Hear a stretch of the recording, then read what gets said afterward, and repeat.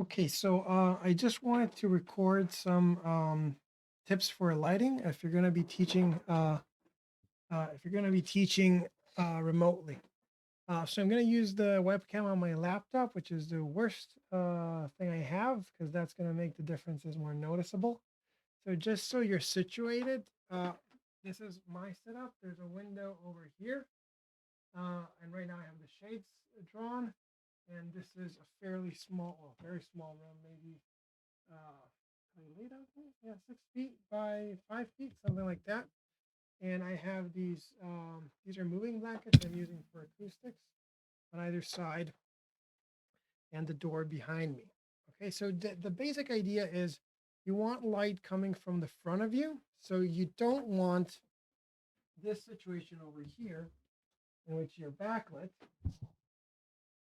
because at some point, well, the laptop is doing a surprisingly good job with this.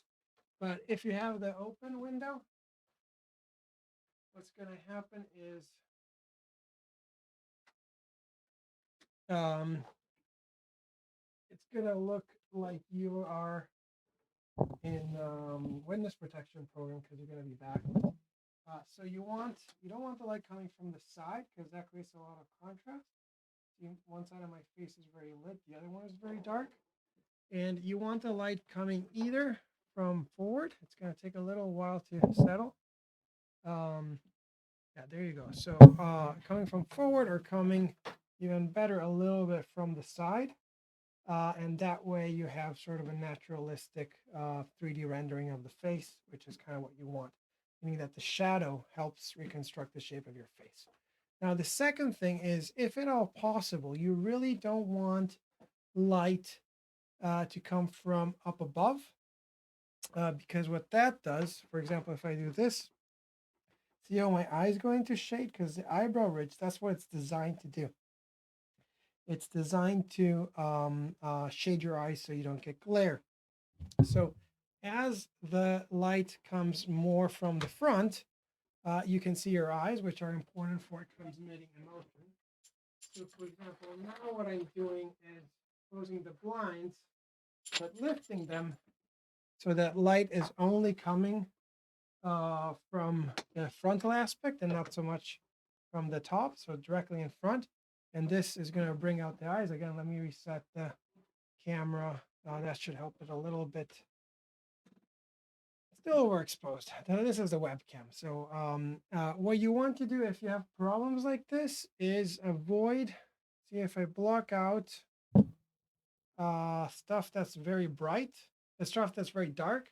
So right now he's seeing these film absorbing tiles, and then he sees them, he tries to bring out the detail. See, now you can see a little bit the lines.